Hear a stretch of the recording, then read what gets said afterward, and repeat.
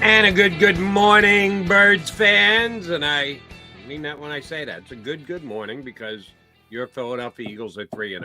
And we'll talk about how they got to 3-0, what that 3-0 means for the next 2 hours right here on Birds 365. As you can tell, that is not John McMullen in the other box across from me. That would be Mark Farzetta.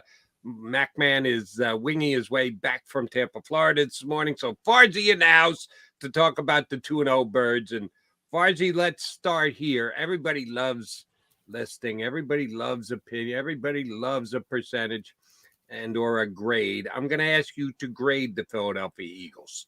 Through three games from A+ to F.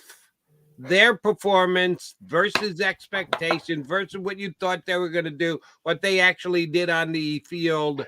What kind of grade would you give the Philadelphia Eagles, A+ to F? For the first 3 games of the season, I will give the Philadelphia Eagles a grade of B. B to B+, but I'll give them a B. I'll start out with a B. Okay.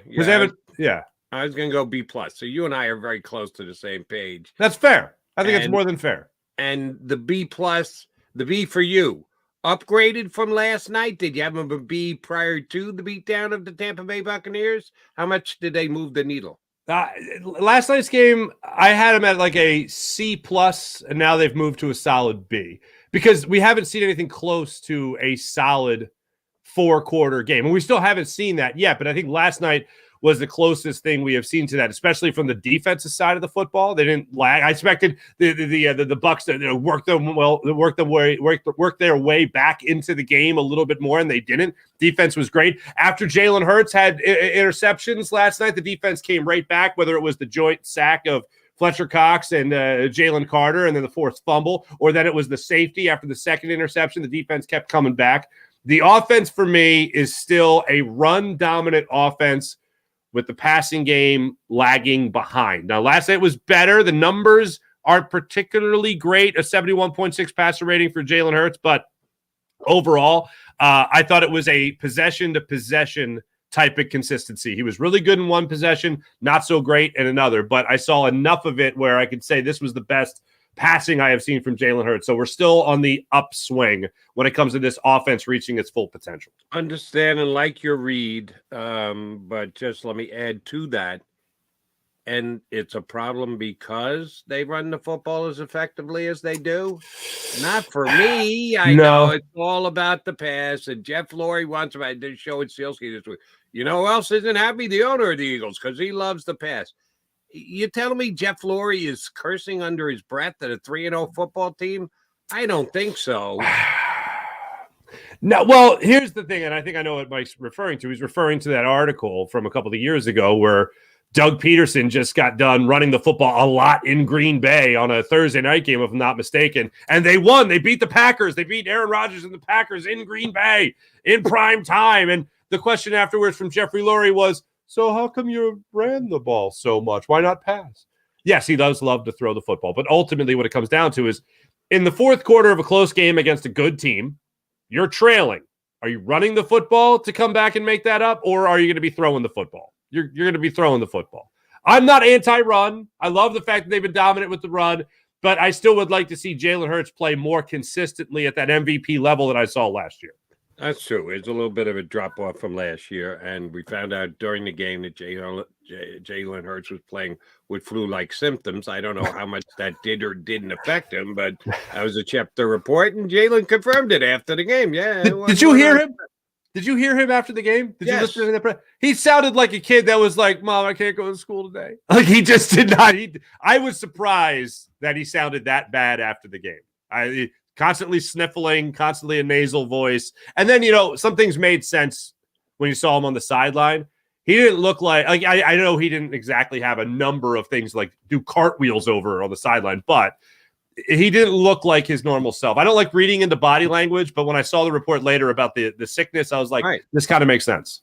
And first, a couple of reasons why A.J. Brown got the ball plenty. That was the only bet that I made on the game last night was A.J. Brown catches was only 5.5.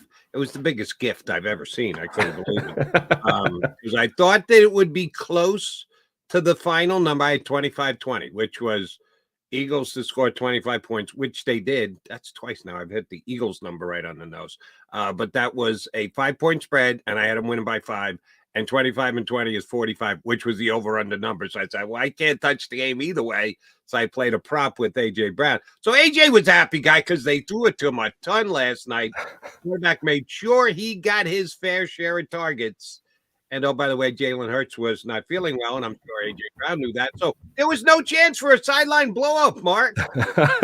I was waiting for Devontae Smith to become the squeaky wheel because, as we know, Jody, the squeaky wheel gets the grease. Always does. And last night, A.J. Brown was getting that grease. Look, I know I know you guys probably talked about this, but like the conversation that was had in the locker room last week about the conversation that was had on the sideline 2 weeks ago, finally getting that addressed. I don't believe you, A.J. Brown, that it wasn't about targets. I don't believe you for a second. And then to look at this game, it was absolutely about targets. You couldn't have made it more obvious, whether it's just, looking at 14 targets and the 9 catches, or it was that in the red zone, they were constantly going after A.J. Brown to try to get him a touchdown, including the one that he dropped. Oh, it was right in his hands, both hands. It was a high throw, but he had to make it high to at least get it to A.J. Brown. Jalen Hurts had a guy right in front of him, but he put his hands up, got his hands on the football, couldn't corral it. But there were multiple occasions there where they were really trying to force it in there to A.J. Brown. And for the most part, A.J. got the job done. So thank you, Mr. Brown. And we're glad that the coach, didn't have to break up anything on the sideline between you two guys. And Farzy last night, again, we're going to go through the stats, and some of the stats just jump off the page. Yeah, run dominated, but when you outgain a team by almost 300 yards, that's absurd. A lot of that credit goes to the defense as well. Part of those numbers came at the end. My favorite drive of the game was the last one. They get it back with 9 minutes to go into their 4-minute offense where you're trying to take time off the clock, and they double it and extend it past 9 minutes to end the game inside the 5. Could have scored if they wanted to again. That's okay. We'll just get on a plane and go home. The fact that they took the soul of the Tampa Bay Buccaneers on that final drive as they were going out the door, leaving Raymond James Stadium, might have been my favorite aspect of the entire game. When one of the things I know Chip Kelly is always, his name is Mud, but one of the things I don't think he gets trashed enough for is the idea that time doesn't matter. Time is the greatest currency there is. Like, time means everything. Yes, it means a lot in the game of football. If you could control the clock, especially in the fourth quarter, which he eventually did learn, but if you could control the clock in the fourth quarter, you control the game. If you are up and you can control and continue to get first downs and can run the football, consistently move the ball downfield, the game's over when you get to the fourth quarter. That's why I don't mind situations where you'll see 15 seconds left in the third quarter and they just take it to get it to the fourth. Because the minute you get it in there, that's where all bets are off. There's no other quarter where you can rally. Time is ticking away. And the other team, guess what, is not going to give you the football to try to capitalize on any opportunity and try to get any last-minute heroics. The fact that the Eagles, here's the best part about having that dominant run. And it's not just the idea of, the passing game's lagging, so you just run the football. It's that if you're up a touchdown in the fourth quarter, the game's over.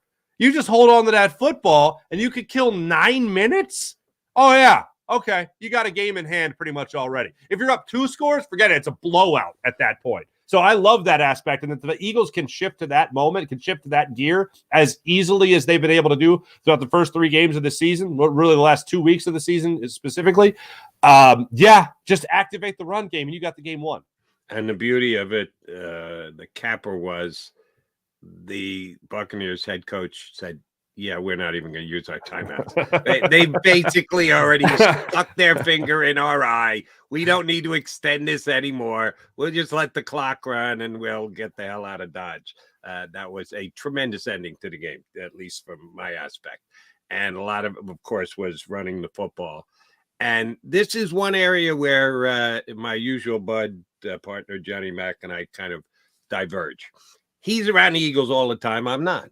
So he's got a specific insight to him that I don't have. And sometimes I know it's a plus, and sometimes I think it's a deterrent. Because John has continually said that Kenny Gainwell should have started the year as the number 1 back. He was their number 1 back. He should absolutely be their number 1 back. And I think he gets that directly from the Eagles. that he was being told and judging by what they're doing in practice and he's their high leverage back down by the goal line or whatever. Okay, John, that's what you're saying. Sometimes John says what he feels, and he combines that with what the Eagles are doing. Doesn't mean I always have to agree with the Eagles. And at the start of the season, Kenny Gainwell being the #1 back over DeAndre Swift, I'm sorry I disagreed with. After game #1, I came on here and said, yeah, Kenny Gainwell was okay, but how do you only give DeAndre Swift 1 carry? Then in game 2, because no Kenny Gainwell available, Swift goes for 175. Now he goes for 130 again last night. I would have determined who should be the #1 back by their resume, their career, what they've done over their entire time in the National Football League. I won't go back to Georgia when he was a Heisman Trophy-like player, and Kenny Gainwell was never that at Memphis. Now, we'll leave that out. But just while in the National Football League, DeAndre Swift's been a better back. He just has had bigger games. He has been a better player. And Kenny Gainwell was the #1 back because he was here for a year. I know he had a big, and this annoys the snot out of me. Oh, he played so well in the playoffs. No, he played well in one game, the Giant game. He was great in the Giant game. What did he do special in the Super Bowl? Nothing. What did he do special against the 49ers? Nothing really. But people lump him all in because he had the unbelievable game against the Giants to open up the playoffs. Oh, he was great in the playoffs. He was great in one of the 3 playoff games. I didn't understand that from the get-go. And please, and last night, 16 carries for Swift, 14 for Gainwell. It was pretty close to a 50-50 split. This should not be happening, Mark Farzetta. The Eagles have a #1 back. The Eagles have a Miles Sanders replacement, and his name is DeAndre Swift.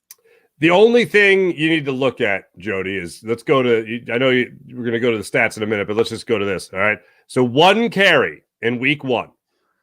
He entered week 3 as the 3rd leading rusher in the NFL. Do you know that? He entered week 3 as the 3rd lead. He had 1 carry in week 1. Went into week 3 as the 3rd leading rusher. Coming out of week 3, now heading into week 4. Do you know where DeAndre Swift ranks in the NFL? National Football League? In the National Football ranks, Mark. Okay, let's go through 1 and 2. Number 1 is Christian McCaffrey, leading the NFL in rushing. Number 2 is DeAndre Swift. He is the 2nd leading rusher in the NFL. And in terms of yards per carry, he's at 6.8 yards per carry. Anyone that I think has 40 carries in the NFL as a minimum, he's the best. So I am with you. Hey, look, I listened to John. I watched what the Eagles are doing in training camp, and I put it together. I was like, they love Kenny Gainwell. For whatever reason, they really love them some Kenny Gainwell. And yes, the playoffs last year, the game against the Giants has a lot to do with it. Also, that magic word, Jody, drafted here. That carries a little bit more weight than traded for some dumb reason. And they just felt they traded for A.J. Brown. They don't have a problem paying him. Well, he's also the best friend. Let him have a tantrum on the sideline. Then giving him 14 targets. Targets. Thank you for filling in the word for me. So don't give me the traded doesn't carry the same gravity. Well, he doesn't the best friend. It's the best friend of the quarterback. That has something to do with it. But they do favor the traded, or should be the drafted, and that is Kenny Gainwell. It didn't make sense to me, but that's the way the Eagles wanted to go about it. And yes, it's very simple now. What was so impressive to me last night, Jody, was DeAndre Swift playing both roles, really all 3 roles as a running back. You saw the quickness to get to the line of scrimmage. You saw the smarts to hesitate, to wait for that split second, that quick downbeat in order for a hole to open up, and then he'd hit it. And then you also saw him catch out of the backfield a little bit. They tried to run a wheel route on the first interception, and they weren't on the same page there, unfortunately. But you saw all 3 phases right there from DeAndre Swift that just made him look like a very special running back. And the guy that, yes, without question, should be RB1. And what drove me crazy in this game, and it was early, so I had an opportunity to get over it, but what drove me crazy was they go for it on the 4th and 1. They choose to go for it on their first possession. They get downfield, they get in the field goal range, they choose to go for it. I don't have a problem with the decision. That's what Nick Sirianni has done since he's been the Eagles head coach. I don't have a problem with the decision. The play call and the personnel were whoever made that decision, that was garbage. That was straight up trash. The fact that Swift wasn't in for that particular play in the first quarter. This isn't the fourth quarter, the third quarter, where you're seeing that long drive and you're seeing Jason Kelsey on the sidelines there where the cameras got him sucking wind because he was exhausted. That I get at the end of a game. In the first possession, DeAndre Swift gets a break on a 4th and 1, 4th and 2 situation. I don't think so.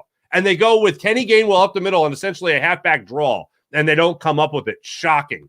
That was terrible. That gave me concern about Brian Johnson and the play calling and personnel going forward. They ended up righting the ship and having the consistently the third straight game where they've gone up in total yards per game. So that's great. But that was concerning to me. DeAndre Swift is the guy. DeAndre Swift, beyond a shadow of a doubt, it's not even up for debate anymore. He is RB1. Running back by committee later in the season, if some unfortunate things happen, tired, fatigue, whatever, maybe. But it's undisputed who the RB1 right now is in Philadelphia, and it's DeAndre Swift. For Mark Farzetta, for Jody McDonald, for probably a whole bunch of others, still not sure about the Eagles coaching staff, and they will be the ones who will merit out the touches next week when the Commanders come to town in a revenge mode for the Eagles. Remember, they lost to the Commanders at home last year. The only home game that Jalen Hurts lost all year long was to the Washington Commanders. So they're better than Washington. They should beat Washington if they can rub Washington's nose in a little bit because the Commanders did that to them last week. All right, so be it. Let me give you one other ranking, and we'll continue to break down the game with you, Farzetta, in for McMullen here today on Birds 365. Like I said, people like lists, people like ratings. This is one that people are probably not going to love. They'll be okay with it in one aspect, not okay with it in another. Farzy, everybody does power ratings. If you're any kind of a sports media outlet, if you don't do a power rating, what the hell are you doing? Everybody's got to have a rating and ranking of all the teams in the National Football League. ESPN, Yahoo, Fox, NBC, you name it, everybody's got a power rating. There is one that befuddles me week in and week out, and it continues to do so. And that's the ESPN Power Index. Oh, boy. Which is not the same as the ESPN Power Rating. Well, they get all their football experts to vote, and then they divide it by however many guys are in, and they come up with their own power rating as per their quote-unquote experts. The Power Index is done via a computer program, and they plug in a bunch of data, and they supposedly play 10,000 simulations to decide who would win if you had matchup. And the Power Index just boggled my mind last year, even though the Cowboys were behind the Eagles. They had the Cowboys always rated above the Eagles. When the Cowboys won their 2 games in the fashion they did to start the season, Dallas is going to be number 1. They were number 10. I was surprised to start the season that the Cowboys ranked lower than they usually would, but they jumped them up rather quickly and got them to the number 1 spot by week number 2. So after the egg that they laid in Arizona, I was very inquisitive as to where the Dallas Cowboys were going to be ranking this week. And they have fallen from the top perch, which is good to know. They should have. They were number 1. They've fallen all the way down to number 5. And I've seen them, at least in my estimation, fudge these numbers before, and it annoyed the snot out of me when they did it. But they handled it the way that they did. All right, the new power ratings. As I said, Dallas Cowboys number 5. Number 1 is who, Mark Farzetti? Take a quick guess for me. I'm going to assume it's the Miami Dolphins. That would be correct. Very good. Yeah. The Miami Dolphins. 70 points. Good Lord. that would move you up to the top of the list. By the way, how great is they're great sportsmen. Great sportsmen. They're great sports. They didn't kick the field goal, Jody. What a pack of gentlemen. Hey, you know what I mean? They didn't rub it in their faces. I give them credit for that. 70 points. I might have kicked but the NFL record is 72. You kicked the field goal. You got the all-time record, most points ever in a game in the NFL. 73 in a playoff game. Regular season, 72 was the number. And we don't need to be in the record book for that. Good on you. All right. Number 2 would be if the Dolphins jump up from 5 to 1, who is number 2? I'm gonna go Eagles. I'm gonna go Eagles here, baby. Let me big bucks, no whammies. Eagles number 2. Good guess. Damn Correct. It's the same team that was number 2 last week. They didn't move up, didn't move down. They left the Buffalo Bills, who have a loss, at number 2, but a carryover from last year. What the hell? Number 3 is the Philadelphia Eagles. That would be the Kansas City Chiefs. Oh, they won the Super Bowl. They got Taylor Swift showing up in games. They crushed the Chicago Bears this week. They were number 3. They stay number 3. And they have a loss. They have lost the game, which means that's not interesting. They are number 3. So you got Dolphins, Bills, Chiefs. Number 4 is... I'm just going to shake it off. Yes, go ahead. Number 4. Is it the San Francisco 49ers? It would be the San Francisco 49ers. Come on! 4. And as I told you, they fell from number 1 to number 5. Yeah.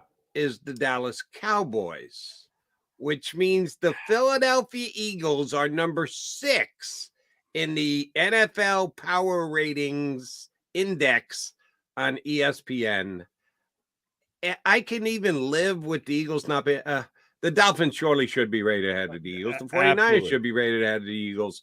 If there's a carryover and they're projecting the Bills and the Chiefs did beat them, so I can't complain about that. Bills, how the Bills are ahead of the Chiefs, I don't know, but so be it. The Dallas Cowboys are still ahead of the Philadelphia Eagles. And the Cowboys just took a beatdown. That's right. You lost by double digits. I'm going to call it a beatdown. Beating at the hands of the Arizona Cardinals, who were 0-2. And the Eagles went on the road and handled the Tampa Bay Buccaneers by 2 scores. How the hell are the Cowboys still rated ahead of the Eagles? AI. And AI is not Allen Iverson. AI is artificial intelligence. There's no intelligence involved in this. There's only stupidity involved in this. How can the Cowboys be rated ahead of the Eagles after this past weekend? And 2 road wins for the Eagles, too, by the way. Here's the other interesting thing here of their 3 wins. Here's the other interesting artificial intelligence. This is fraud intelligence. Okay, I'm not even going to upgrade it to like artificial. It is just straight up fraud. It doesn't take into account a couple of things here. One, that the Cowboys choked away a game to a lesser team in the Cardinals. And even to say they choked it away isn't even right, because the Cardinals controlled that game from start to finish. No question about that. And then the other side of it is this. Does it take into account playoff experience? Does it take into account what some might call the people that don't really do the numbers, just the overall it factor? I'm going to go on and answer that for you, Jody. It does not. So that is just ridiculous that the Eagles wouldn't even be in the top 5, let alone not even be ranked ahead of the Cowboys at this point. Look, I understand, and we've made this point many, many times, and the Eagles, this isn't just a media thing for people that want to focus on media. The Eagles themselves look at their 3-0 perfect record and say that's imperfect. Jalen Hurts last week talked about the standard and how, yes, the main thing is the main thing, winning. But ultimately, he's never going to be satisfied. Even if they play the quintessential perfect game, which is just never going to happen, you're always making that pursuit of perfection. But he said the standard is important. And the way we have played is not up to our standard. The record is great. It's fine. You can't argue with it. But when it comes to the standard, that's what you can argue. And after game 1, you heard from Jason Kelce, we play any other team, we lose that game. You hear from A.J. Brown, the same thing. We play any other team than the Patriots, maybe we don't win that game. You hear from A.J. Brown, that week 1 was a teaching moment. That was a learning moment. They don't play up to their standard against the Vikings. They have a very imperfect game, but still a win against the Vikings. This game against the Buccaneers, and I had said this, and we were asked by Mike Misnelli in the postgame show. Me, Seth Joyner, and Derek Gunn were asked the question about where our confidence level was in the Eagles, or excuse me, our level of concern after 2 games. And this was after the Vikings game, and Seth was at a 7 in terms of his concern, 10 being the most concerned. Gunner was at a 6. I was at a 3 because I wasn't concerned. I wasn't going to go from this team going to go to a Super Bowl, and then they play 2 games, and all of a sudden this team is, really legit concerns.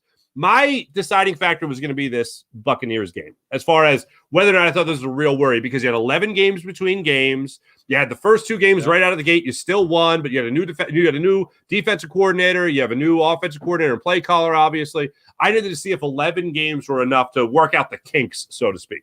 Jalen Hurts, although not 100% healthy, as we know, flu-like symptoms, whatever, not an excuse, but still, we haven't seen him play at that MVP level yet. But the way the game plan was overall in this game gave me a lot more confidence. The way I look at Jalen Hurts and the fact that he was able to, kind of rally this team, and the run game was able to rally this team, and how great that was and how great the defense was.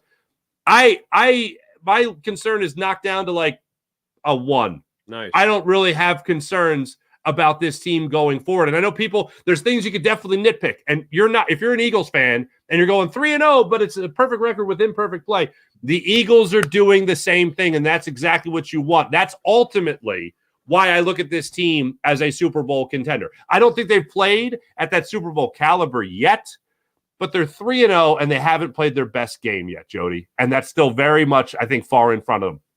And I look forward to seeing that continue to go up as the season goes on. Like the phrase that Jalen Hurts uses, keep the main thing, right, which is wins. And they are perfect in that column. They are 3-0. And yeah, I get worked up about this ESPN thing? Yeah, because I did last year. I tracked it last year. I couldn't understand it last year, and it's back, and it's confounding me again. And yes, it should annoy every Eagle fan and Eagle player and Eagle executive that the Dallas Cowboys are rated. I know that you can't get them on the phone. Can't call the computer and go, what the are you talking about? But yeah, it does annoy me greatly. Do you hang up a picture? Do you hang up a picture of the computer on the dartboard or the bulletin board? Do you have like Johnny 5 up there, short circuit? Do you have that up there? Get out those darts, Howie. So Eagles get the job done. We got plenty more to break down from last night's game.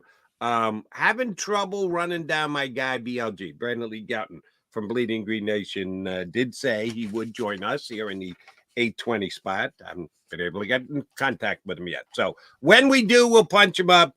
When we come back, one of the things we unfortunately have to touch on, and I wish I had updated news for you, but we don't, because the Eagles like to play their cards close to the vest, like everybody else. I get on Sirianni's case all the time and give him a hard time about the competitive advantage he gets by keeping information on everybody else in the National Football League. That last night, Cincinnati didn't know Joe Burrow was going to play till like 4 minutes before the game started. We'll make that decision at some point. I was smart enough to bet the Bengals. I knew Burrow was playing all along. Stooges. But yeah, I get it, Coach. You think that you get this competitive advantage. So that's the way they do business down at the Eagles Center.